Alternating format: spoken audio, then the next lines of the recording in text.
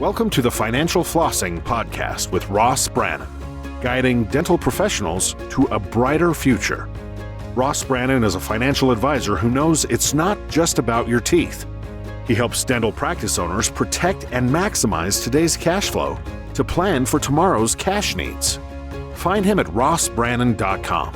On the show, he brings together experts to help dental professionals looking to make smart money decisions to grow their income, turn their retirement goals into reality, and improve their lives. And now, here's your host, Ross Brannon. Welcome to the show. My guest today is Hillel Presser. Hillel is an attorney who represents individuals and businesses in connection with the establishment of comprehensive asset protection plans. He's been featured in numerous newspapers and magazines and has authored several books and articles on asset protection law. Today, he is a guest on the Financial Flossing podcast. Hillel, thanks for coming on. Thank you for having me. Well, as I told you before we press record, I'm kind of a nerd about this stuff, so I could talk about it all day long. But let's set the table and give me kind of a brief overview of what you do, and then kind of dispel the common myth that it's for ultra high net worth people and who should be talking to people like you. Absolutely. So what I do is we have a nationwide law practice that focuses solely on asset protection. And we do both domestic and international asset protection. And what asset protection is essentially it's the legal process of titling both your personal and business assets to put them beyond the reach of future potential threats, creditors, and liabilities while simultaneously still enjoying those assets. So in layman's terms, we want to make it so difficult, so expensive, if not impossible, for anybody to collect against you that they don't want to sue you in the first place. And if they do sue you, we want to be able to settle your case for 5, 10, 15 cents on the dollar. So essentially, everybody works so hard their whole life, and whether it's to retire, live a better life, give their kids the things that they didn't have, what they fail to realize is all they're thinking about is growth. And what you have to focus on is conservation of wealth, because unfortunately, one lawsuit, one divorce, one car accident, one slip and fall, one breach of contract can literally take away everything that you've worked your entire life to build. So just as it's important to make money, probably even more important is to keep it. And, a lot of people think that asset protection is only for the ultra wealthy. And the short answer is no. Everybody needs asset protection. Now, obviously not to the same degree. We've represented probably, 30, 40 professional athletes, celebrities, and, take an NFL player who signs a contract for $40 million. Well, if they get sued for $5 million, they're not happy, but they still have $35 million left. Take the average person who saves up a couple $100,000 over their lifetime. If they get sued for $1 million, it's catastrophic. They're totally wiped out. So I could even argue that the less you have, the more important the protection becomes. Well, you and I both live in Florida, and I like to joke, although it's not a joke, 50% of the billboards are rented by personal injury attorneys. And in my experience, I believe when I do financial planning with people, I believe that you have to deal with protection first, because you can't change that stuff after a negative life event happens. So when you first look at auto insurance, in my experience, 80% of people do not have their auto insurance set up how I would say is optimal.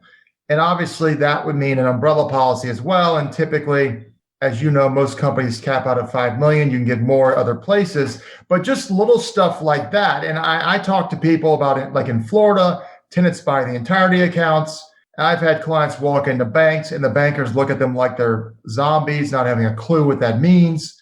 And obviously there's probably 20 states that have tenants buy the entireties, but it's a different assets for the titling for different things. Florida, we have homestead, the protection, and things like that. So talk a little bit about like the basics that no matter who you are and where you live, you should be doing. Sure. So first of all, why to do it, right? And you mentioned, right. Oh yeah. There's thousands of lawyers in every city trying to take your money, whether it's a billboard, a bus bench, a radio ad, or TV ad. There's thousands of lawyers in every city trying to take your money. I thought it would be pretty neat to be one of only a few lawyers in the whole country that actually teach you how to protect it. So, people laugh, but I tell them I'm the lawyer that hates lawyers. So, it's a fun practice by any means. But what you're referring to is something that's called exemptions, and every state is different. If you go to our website, it's www.assetprotectionattorneys.com. There's a button called Domestic Asset Protection. And under Domestic Asset Protection, there's a button called Financial Planning Exemptions. I only say that because we list everybody's state's exemptions, and every exemption is different. So, for example, in Florida, your retirement accounts are protected, your life insurance is protected, your house is protected, your annuities are protected.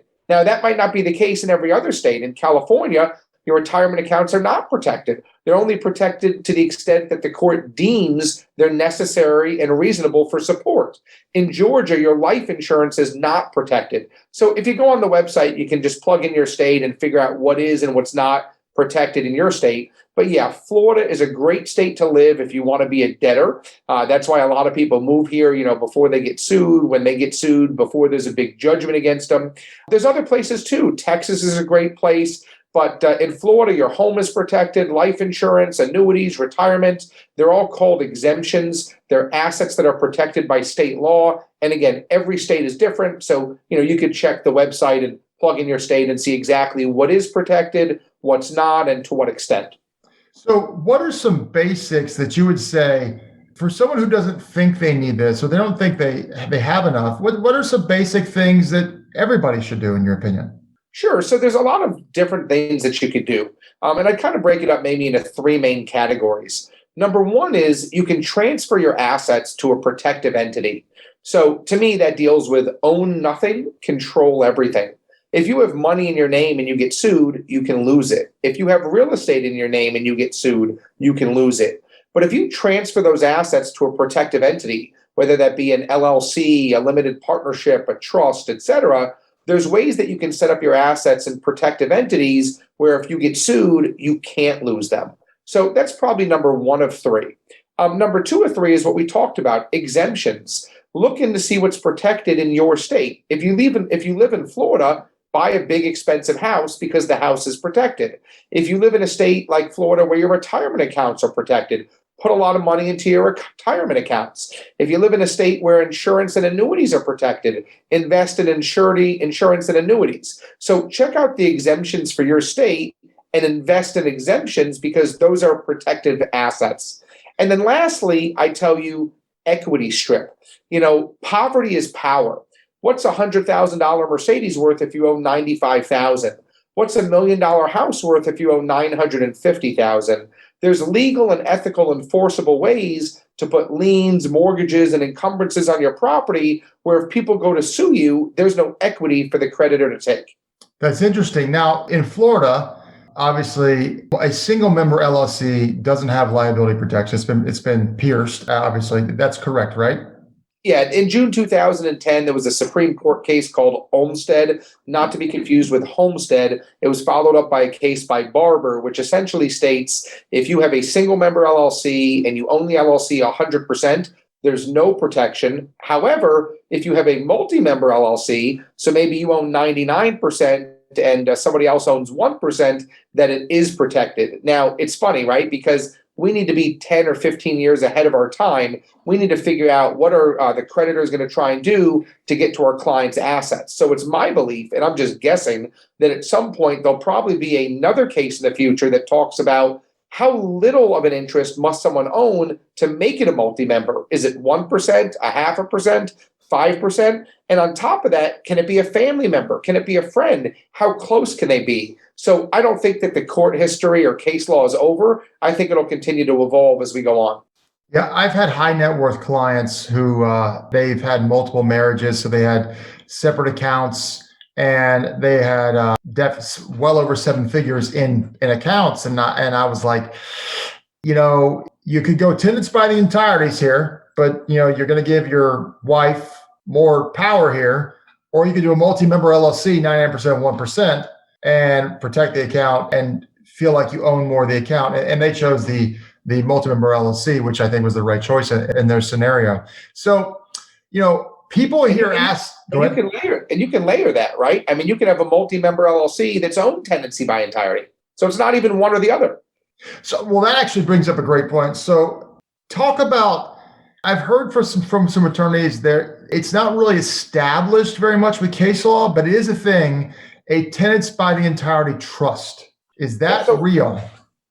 First of all, you need to understand that there's really two types of trusts. There's revocable trusts and there's irrevocable trusts. Those are really almost every trust will boil down to a revocable trust or an irrevocable trust. So stop right there real quick. Stop right there. So, because a lot of people have revocable trusts, is it accurate to say really the only purpose of a revocable trust is to avoid probate? You are correct. It's probably the biggest misconception I see on a daily basis. People walk into my office, they have a revocable living trust, they think they're protected. It gives them 0% asset protection. Anything in your revocable trust is no different than being in your personal name. A revocable trust is great because when you die, you can avoid probate. Your assets can go where you want them to go quicker, privately, hopefully less lawyer fees, less legal fees, less taxes. But probably one of the biggest misconceptions in all of asset protection history is that people actually think a revocable trust will protect them and it gives them 0% protection. Yeah, that's interesting. So I cut you off though. Carry on with what you were saying before. Yeah. What I was saying is it's funny because people call my office every day and they say, have you heard of this XXXYZ trust? And I say, of course I have not heard of it because your lawyer made up the name. So my point is that there's two types of trusts. There's revocable trusts and there's irrevocable trusts. And then there's about 200 other trusts that people talk about because a lawyer comes up with a cool, fun, sexy name to kind of make it their own trust. So a tenancy by an entirety trust, to be honest with you, I don't know what that means. If you showed me the paperwork, I could tell you in 10 seconds, but it's probably some sort of a revocable or irrevocable trust. Well, so let's talk real quick. A kind of hot topic is the Domestic Asset Protection Trust. And I know a lot of people are promoting those as being, really, really good. I don't know the ins and outs of them, but can you speak to them? Sure. So I don't personally love them for a few reasons. The DAPT started in about 5 states, went to 10. Now they're probably over 20 states. And some of the reasons why I don't love them, and I'm not saying they're not better than nothing. We all have different tools that we choose to use on a daily basis. But number one, I don't like that they're new. So I like established law. I don't ever want my client to be a guinea pig. And we're learning things where some of those trusts are blowing up and they may not be working. And I don't want that to happen to one of my clients. That's number one. Number two is, it may be good for someone who lives in one of those states. So let's just pretend that, Wyoming has a DAPT law. Well, if you live in Wyoming, you work in Wyoming, and you own real estate in Wyoming, it may work for you. But what happens if you live in Florida, you own real estate in New York, and you work in Georgia, but you set up a Wyoming trust? Which law applies? Is it where you live? Is it where the asset is? Is it where you set up the trust? I bet you get those 3 or 4 judges in a room and they'll beg to differ.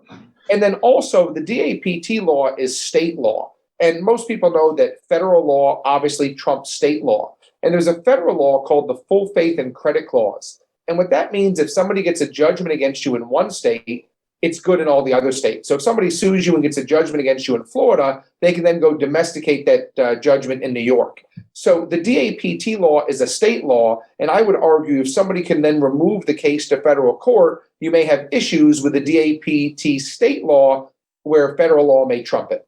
That's interesting because I've heard that Wyoming has the best charging order protection for an LLC, so you should have an LLC in Wyoming. But if you live in Florida, you work in Florida, and all your assets in Florida, that doesn't sound like that would stand up to the test of the courts.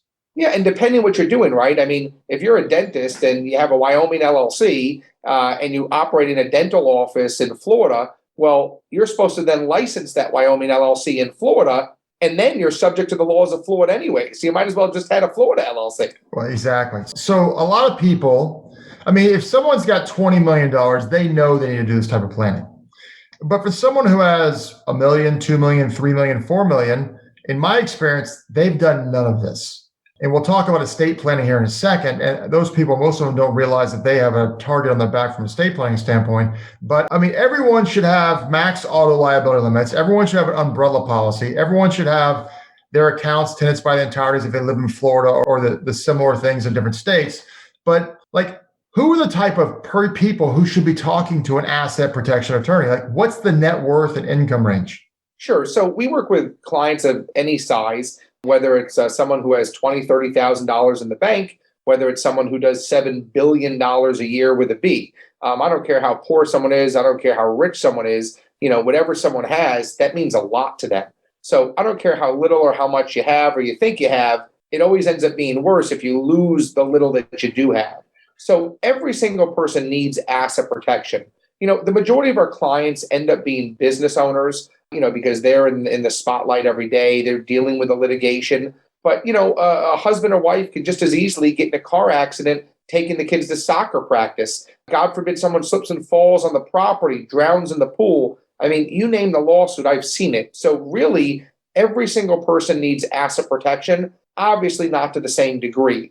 Someone who has $40,000 in their account, maybe they just use a very, very simple, asset protection LLC, where maybe someone who has $40 million is using comprehensive limited partnerships that own LLCs that are owned by international trusts that we've equity stripped all the equity out of the assets and so on and so forth. So everybody needs it, but again, to different degrees. There's an attorney, pretty prominent attorney, who says he's for the people. And I like to say to people, he's for the people, but he's not for you. So obviously, you know who I'm referring to there. Okay, so let's talk a little bit about estate planning. The estate exemption is roughly $23 million. It's going to sunset immediately in about 4 years or 4 or 5 years. Politically, it's probably going to go away sooner. At least that's what everyone speculates. It appears the momentum is kind of lost on what we thought was going to happen this year, but it's going to drop to probably 11 million automatically. But politically, it could easily drop to 6 or 7. And people don't realize that, when you have a $23 million exemption, that kind of takes a lot of people off the table. But, in their proposed, I believe it was Bernie Sanders who proposed the legislation. I heard one guy say basically he had a mole. Bernie must have had a mole in the estate planning world and basically took virtually every single strategy that was used off the table. Talk a little bit about the potential for something like that and what people really need to be preparing for.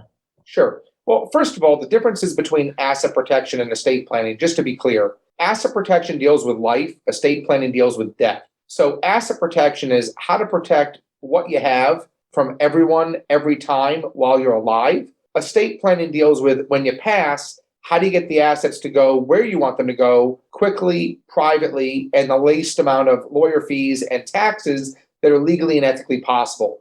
So talking about estate planning from a tax point of view that you brought up, to me, a lot of these estate planning attorneys, in my mind, are not giving good advice because they're saying, oh, you don't need to do something because you're, below the exemption. Well, the problem is, just like you said, we don't know what the exemption will be in 5 years. We don't know what the exemption will be in 10 years. We don't know what the exemption will be in 15 years. We don't know. What was it 20 years ago? It was 600,000 per person 20 years ago. Yeah, and forget that. We don't know how much we're going to have when we're going to die, and we don't know when we're going to die. So if we knew all these things, maybe it would be a little easier. But I tell my clients, essentially, hope for the best, prepare for the worst. I don't care how little you have. Presume that you're going to have an estate tax issue. If you don't, what'd you lose? Maybe you set up a trust for a very, very small amount of money. No big deal. If you didn't, you could have saved millions and millions of dollars. So again, nobody knows what the future will hold. I'm conservative. I like to play it safe. I like to presume everyone could have an issue. Who better to tax than dead people? They don't complain. In most states, they don't vote. So what I've seen from a boilerplate estate planning standpoint is, you have the typical testimony trust set up for the kids. And usually says boilerplate, a third of the money goes to the kids at 25, a third of the money at 30, a third of the money at 35. Now, I have a fundamental problem with that. I think that's way too young for lots of reasons I won't go into here. But I also have a problem with giving the kids the money versus having them be the own trustee of their trust to protect it from divorce and creditors from an asset protection standpoint. I love what you're saying, because no trust, with the exception of some, income from, tax laws that you have to do, but no trust should ever have a mandatory distribution ever. Because if someone gets a third when they're 30, what if they're going through a divorce? Now their ex-spouse gets half. If somebody gets a third when they're 40, what happens if they're being sued for a car accident? So in all my trusts, I never have any mandatory distributions at all. I always use the words shall consider. I don't care if you put the trustee shall consider giving them a third at their 30. If they want to, they can, but they don't have to. And no matter what they give them, it should never go to them outright. It should go into some trust for them or some entity for them, not into their personal name where it's unprotected. So that's kind of the integration. I love that you brought that up because most estate planning attorneys just do estate planning and they don't think about anything else. But you need to have what I'd call an integrated plan. So you need to be thinking estate planning. You need to be thinking tax planning. You need to be thinking asset protection planning. You need to be thinking business succession planning. You need to be thinking financial planning, et cetera, et cetera, et cetera. And if you leave any of those ones out, you're leaving a lot of chips on the table. No, that's a really good point right there. So let's kind of pivot back to asset protection. So I work with a lot of dentists, and dentists typically wear scrubs to work. And I like to say these little phones we carry around, they ring, ding, and buzz all the time. And we all know we're not supposed to look at them while we're driving, but everyone does. And so if you are looking at your phone and then you rear end somebody, heaven forbid they're actually hurt or hurt bad, you could be a dentist making whatever, but they immediately, when you wear scrubs, think you make 7-figure minimum, what I like to call neurosurgeon money. And so you are really in a pickle from a legal standpoint here.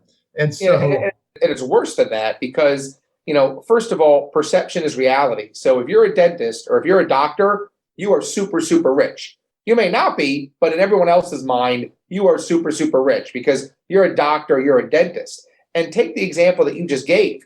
There may be an insurance company that won't cover you because the insurance companies will give you about a page or two of what's covered and then 50 pages of exclusions. And my dad used to say growing up, he'd say, son, the big print giveth, the small print taketh away. A lot of insurance companies, the first thing they do when you get in an accident is they check, were you on your phone, calling, texting, and driving? And there may be an exclusion for that. Well, and if it's a state law that you can't use your phone while driving, then because you're in violation of law, they would say it's not covered. Gotta love the insurance companies. When I come back, I want to be in insurance companies. I think they're the most profitable industry in the world. Yeah, it's so funny. Some of them definitely earn their reputation as being trying not to pay claims. It can be a little frustrating for sure. So what are some, like I've had some clients sell their practice for 10 million or more. And so when you deal with someone who probably has several $1,000,000 in net worth, maybe $5 million to $1.5 million of income, but then all of a sudden they sell their practice for, maybe 10, 12, $15 million, which is becoming more and more these days. All of a sudden they're now kind of in a different stratosphere, whether they actually realize it or not. They're now pushing, 15, 20, maybe even $25 million in net worth. And people like that, talk about because most of those people have done nothing of what you said, just because that's just how life is. Just like most clients don't have their wills drafted or any of that stuff just because it's inconvenient. So, talk about how big of a deal it is to have this stuff done and how urgent it is. Well, it's important and it's an urgent. I'll tell you why. And this may be a surprise to you. Probably the biggest lawsuit I see is after somebody sells their business. So people think they have no more liability because they sold their business. That's the biggest lawsuit I see. Here's what happens. New owner comes in. Nobody ever runs it like you. Income goes down, expenses go up. 2 to 3 years later, whoever the buyer was turns around and sues you for fraud. I like to call it renegotiation. So the second I have a client that sells their business in any field, I always tell them, put together a comprehensive asset protection plan, take those chips off the table, forget anything else. If that buyer comes back with buyer's remorse, I want those sales proceeds off the table.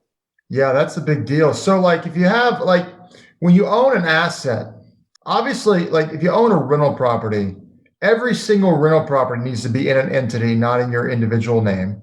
Would you agree with that? Only if you want to keep it. When it comes to real estate, there's 2 things you want to think about. If the real estate's in your name and you get sued, you can lose it. If the real estate's properly in an entity and you get sued, you can't lose it. But also if the real estate's in your name and somebody gets injured on the property, Maybe the renter throws a New Year's party. If you own it, you can get sued. If it's owned by the entity, only the entity can get sued. So the two reasons you always want to put real estate in an entity is number one, protect the real estate itself, but number two, protect you from being sued if somebody gets injured on the property. So what do you think about someone buying it in their personal name because financing is more favorable for an individual than entity, and then they quit claim it over? Technically, you could trigger the due on sale clause, but you never do. Are you okay with that typically? Yeah, look, am I okay with it? Yes. Is it better than nothing? Yes. Is that what the majority of people do? Yes. Listen, I'd love for people to do it correctly from the beginning, which is purchase it in an entity from the day they purchase it. But yes, I tell people I'm like a card player, and it's probably a bad analogy because I don't know how to play cards, but they're the dealer. So they deal me all these facts, and then I got to find the least expensive way, but the most protective way to protect all their assets. And normally it's taking real estate out of their personal name that should have been in entities from the beginning and fixing them up. So if someone owns 10 rentals, because this is an easy example, should they have 10 entities, or should they have one entity with 10 rentals in it, or should they have two entities? What would you recommend? The answer is it depends. And I'm not trying to be vague, right? So, if you have 10 pieces of real estate and they're all worth $500,000, I want them in 10 entities all day long. If you have 10 pieces of vacant land and they're worth 20,000 each, I don't really mind if you shove all 10 in one entity. So to me, it's always cost benefit analysis. The more entities, the better. If you can segregate the properties in one property per entity, the better. Keep your winners safe from losers, keep your eggs in different baskets. But again, if the property is only worth a little bit amount of money, I don't mind if we combine properties. So regarding umbrella policies, what is your mathematical formula for the appropriate amount of coverage? Obviously, most insurance companies kind of cap out at 5 million. You got to go to someone like Chubb or someone else to get over 5 million, but it's easy to do. I've known people with $60 million with a $25,000 premium on liability coverage, but that person was worth tens of millions of dollars. What's your kind of formula for the appropriate amount? Yeah. So first of all, look, it totally depends, right? Because it depends on the asset value. Somebody has $300,000. I mean, for them to have $1 million umbrella is, way beyond probably even what they need. If somebody has $200 million in assets, they probably want more than a $1 million umbrella. So the answer is it depends what you have. However, what I like to look at it is there's a reason why these umbrella policies are so cheap. Maybe it's a couple $1,000 for $5 million or whatever it may be. But the reason is that the statistics of them actually paying off are very low. So I don't even call them umbrella policies. I don't even call insurance policies, because in my mind, I have an asset protection plan. So I want to be uncollectible and I want to be judgment proof no matter what. The word I use for my umbrella policy and the word I use for my insurance policy is I call it my legal defense fund, because one thing it normally does is pay the attorneys. So depending on the level of assets you have, when you're buying an umbrella policy, yes, the more the better, and it's great because if the insurance policy actually does happen to pay, that'll help you, but you certainly want enough there that'll cover all litigation. Now, again, depending on what you have, litigation could be $50,000, $100,000, $200,000. I've seen people walk into my office who've spent $10 million in litigation before they step foot in my office. So at a minimum, you want that umbrella to be able to cover a maximum amount of what the lawyers would charge you, because if you pay $10 million in lawyer fees, I had another client who just walked in who paid $800,000 in lawyer fees. You've already lost your case. Even if you win, you've lost. That's funny, because basically you're almost saying if you do enough asset protection, you don't need an umbrella policy, except basically get the insurance company to pay your legal fees for you. Correct. So last question here. Garnishment of wages. My understanding is that can happen in Florida in certain situations, and obviously every state's different. How big of a risk is that? Look, it's always a risk. I mean, I think federally, the most someone can ever garnish is about 25% of the wages. And I haven't looked at it in a while, so I don't know if they've changed it, but that sounds about right. There's some exemptions, like in Florida, they don't garnish your wages if you're the head of the household, you're supporting other people, you have dependents, so things of that nature. But yeah, look, people can garnish your wages, but there's ways around it, right? You can garnish my wage. But if I own, let's just pretend, an entity, an LLC, a consulting company, if the wage doesn't get paid to me and the money gets paid to the LLC, well, now the money's safe in the LLC. Now, of course, if I take the money out of the LLC, then maybe it's in my name and someone could take it, but maybe you leave the money in the LLC. maybe then you buy assets through the LLC. So again, there's a lot of different, tricks of the trade that you can use to make sure that they don't garnish your wages. Well, I could literally interrogate you or depose you, to use a lawyer term, for the next 30 minutes, ask you questions. I find this fascinating, but we're really out of time here. But I want to tell people how they can get in touch with you and what you'll provide them if they're interested. Sure. If they go to our website, it's www.assetprotectionattorneys.com. That's www.assetprotectionattorneys.com. As long as they mention your show, I'm happy to send them out complimentary copies of the latest books that we authored on asset protection. If they'd like a complimentary preliminary consultation, again, if they're coming from your show, I'm happy to do it. Whatever we can do to help, your listeners, we're here to help. Our biggest thing is we like to educate people. Like you said at the beginning of the interview, there's thousands of lawyers, in every city trying to take your money, there's very few people like us in the whole country teaching you how to protect it. And unfortunately, people don't realize and know that until it's too late. So the best thing someone can do is educate themselves. And again, go to our website. It's www.assetprotectionattorneys.com. Mention your show. We'll send them complimentary copies of the last few books I authored on asset protection. If they'd like, we'll give them a complimentary preliminary consultation, as long as they mention you. Hillel, thanks so much. This has been absolutely fascinating. I really appreciate your time today. Absolutely. Thank you so much for having me. Absolutely. You've been listening to the Financial Flossing Podcast with Ross Brannon. This has been another episode of Financial Flossing with Ross Brannon, guiding dental professionals to a brighter future. If you liked what you heard, consider subscribing wherever you listen to podcasts. For more on Ross Brannon, visit rossbrannon.com. Registered representative and financial advisor of Park Avenue Securities, LLC, PAS, OSJ, 3664 Coolidge Court, Tallahassee, Florida, 32311, 850-562-9075. Securities products and advisory services offered through PAS, member FINRA SIPC. Financial representative of the Guardian Life Insurance Company of America, Guardian, New York, New York. PAS is a wholly owned subsidiary of Guardian. North Florida Financial is not an affiliate or subsidiary of PAS or Guardian. California Insurance License Number 0L10073. Arkansas Insurance License Number 161-39032. 2021 119535. Expires 423. That last part can also say 2021 119535. Expiration April 2023. This podcast is for informational purposes only. Guest speakers and their firms are not affiliated with or endorsed by PAS, Guardian, or North Florida Financial, and opinions stated are their own. Guardian, its subsidiaries, agents, and employees do not provide tax, legal, or accounting advice. Consult your tax, legal, or accounting professional regarding individual situations. Ross is a registered representative and financial advisor at Park Avenue Securities, LLC, PAS, OSJ, 3664 Coolidge Court, Tallahassee, Florida, 32311, 850-562-9075. Securities products and advisory services offered through PAS, member FINRA SIPC, financial representative of the Guardian Life Insurance Company of America, Guardian, New York, New York. PAS is a wholly owned subsidiary of Guardian. North Florida Financial is not an affiliate or subsidiary of PAS or Guardian. Arkansas Insurance License Number 161-39032. California Insurance License Number 0L10073. 2021-125-890. Expiration 0823.